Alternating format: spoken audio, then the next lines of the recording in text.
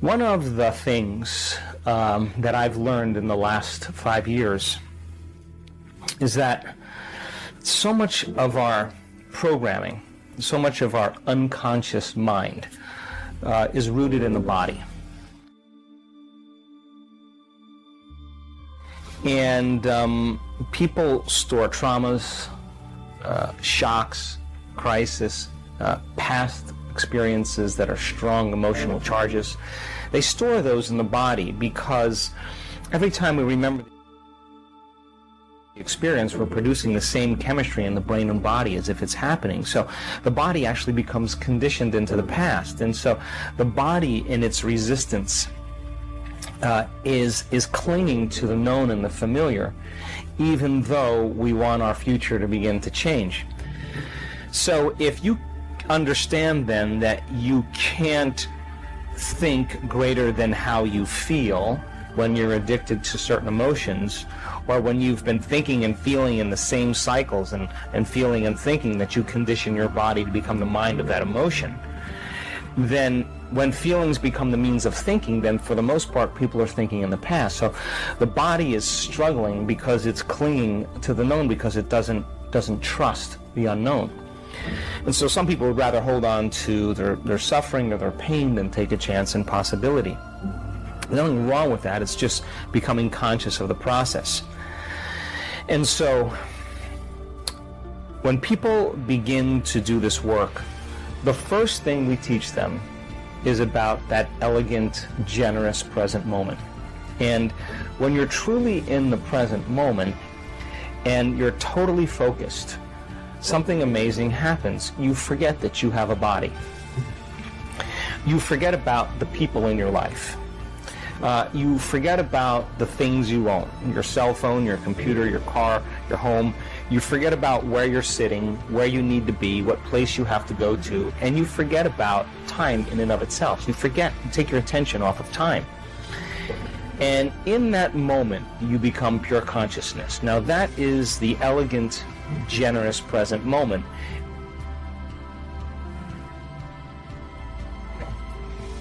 And when you are truly in the present moment, that intelligence that lives within you and all around you is always present. It's always paying attention. And that's the moment there's an alignment between the subjective consciousness that's free-willed and the objective consciousness of the quantum field. You're looking right in the mirror. So then, in order for us to heal our bodies, we have to get beyond our bodies. In order for us to change some aspect of our identity or personality, we have to literally forget about ourselves. In order for us to change some problem or condition in our life, we have to forget about our present life and forget about the predictable future or the familiar past. And so you can only talk around this concept. But for a person who struggles with creating joy when they feel so much pain, and that they're working on trying to fake it until they make it, my advice is very simple. Work on getting beyond yourself. Now, there have been so many people in this work that have struggled and analyzed and tried to get beyond themselves and then tried to fake it and did all those things until they finally just followed the instructions and became nobody, no one, no thing, nowhere, no time. Once you're that pure consciousness, the next question is, as consciousness, can you begin to put your attention on that field? Can you begin to pay attention to it? To begin to become aware of it, to become more aware of it, to experience it, to feel it, to stay connected to it moment after moment after moment. Just because you can't see something doesn't mean it doesn't exist.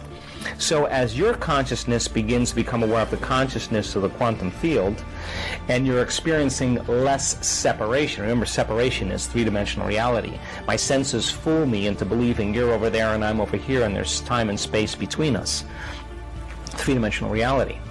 But as you begin to become pure consciousness, you begin to experience less separation.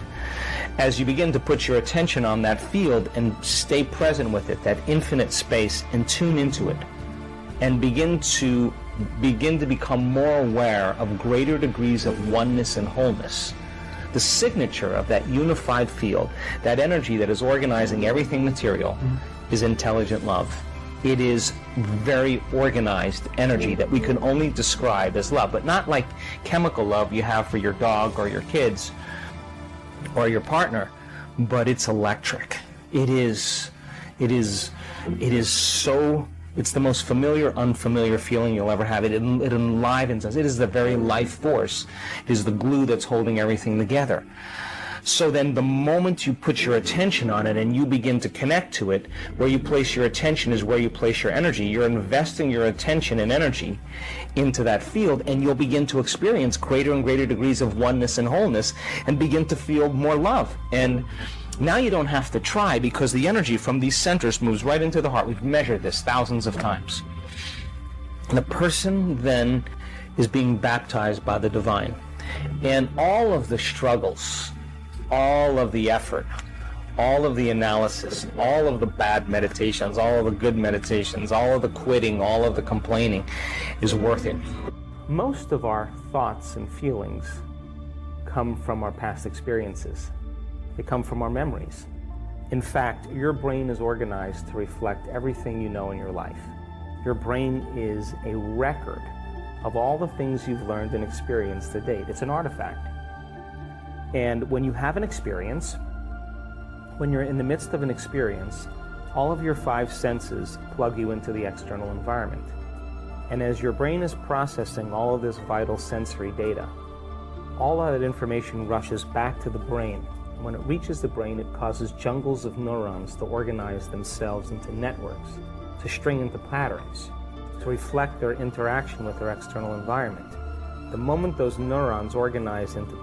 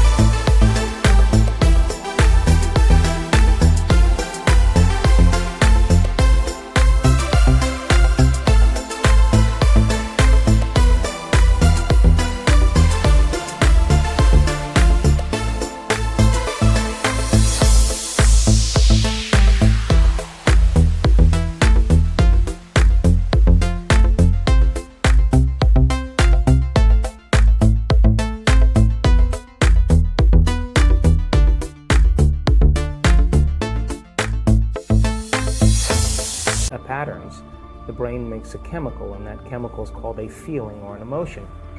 And so experiences tend to create more long-term memories because it patterns or stamps or embosses networks of neurons into very specific patterns, and then the emotional quotient helps us to remember the event. The end product of experience, of course, is the emotion, and it causes us to feel certain ways. You can remember where you were on 9/11. You can tell me who you were with, what time of day it was, what you were doing, because whatever you were seeing in that moment or hearing in that moment changed how you were feeling. And the moment you felt altered or you felt differently, significantly, your brain perked up and you paid attention to whatever caused that. And that event in and of itself is called a memory. So then most of our thoughts and feelings tend to be within the neural circuitry of the past and the emotions of the past chemically. If you combine a thought and a feeling, a thought and a feeling, a thought and a feeling, and you have a series of good thoughts that are connected to a series of good feelings, that cycle of thinking and feeling creates what's called an attitude. If you have a series of negative thoughts that are connected to some pretty bad feelings, you'll say, I have a pretty bad attitude today. So if how you think and how you feel creates a state of being, then attitudes are just shortened states of being. You can feel good in the morning, you can feel bad in the afternoon. if you take an attitude, an attitude, an attitude, and you begin to string attitudes together, when you combine an attitude, an attitude, an attitude, you start to form what's called beliefs. Now, a belief is just a thought you keep thinking over and over again until you hardwire it in your brain. And because beliefs are based on past experiences, then the very boundaries of our beliefs are how we feel. And so when our beliefs get challenged, it typically doesn't feel right. I think there's a strong intellectual division going on in the world right now, because some people are holding on to old paradigms and old beliefs. And look, if we're measuring normal, we're going to get normal. I mean, for years, the idea that you couldn't grow new brain cells or couldn't change the brain in some way, that was a belief. And you know why? Because the scientist that was doing the experiment was studying rodents in an unchanging environment. How could there ever be any new connections or new circuitry or new brain cells if there's no new experiences? So I think in the age of information, in the age of technology, ignorance is a choice. And people are beginning to go, hey.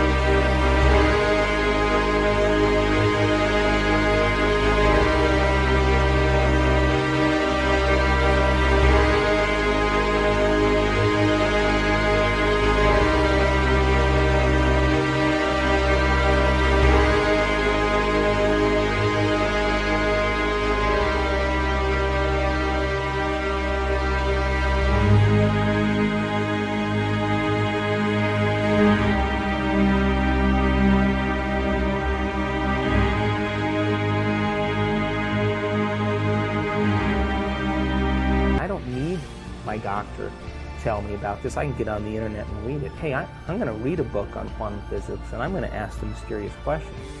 I'm going to step outside of convention myself.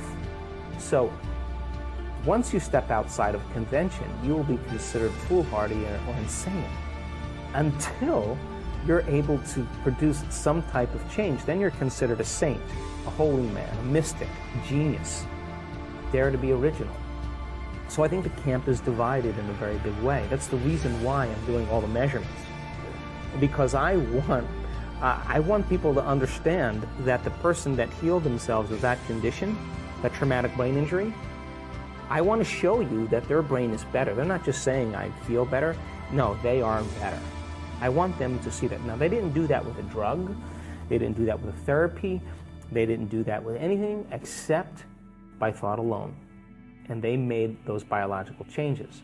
So, to answer the question, the camp is divided in many ways. The old paradigms, and then the new understandings and the new paradigms.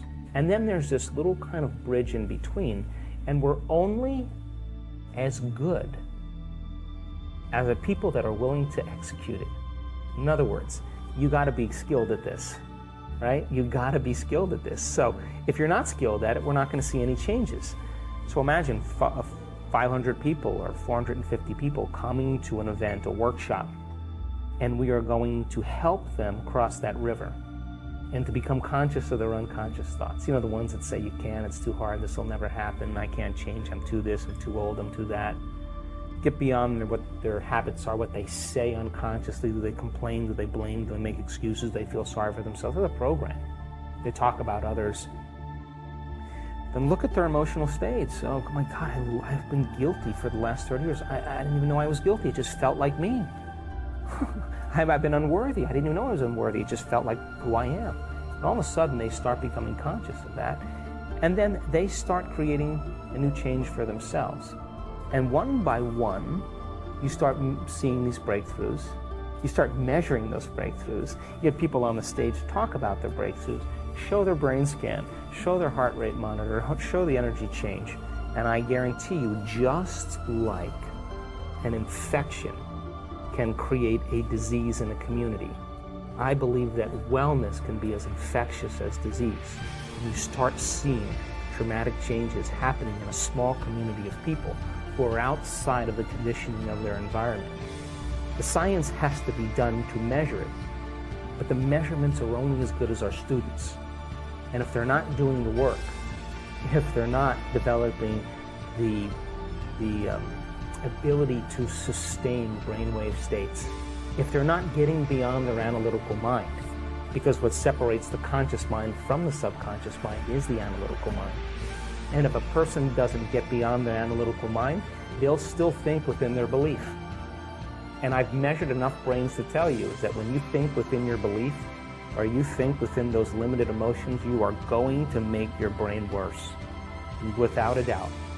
It's only when you transcend that analytical mind, you start falling in to those subconscious programs, and you begin to step into the autonomic nervous system, where you can change your chemistry and your biology.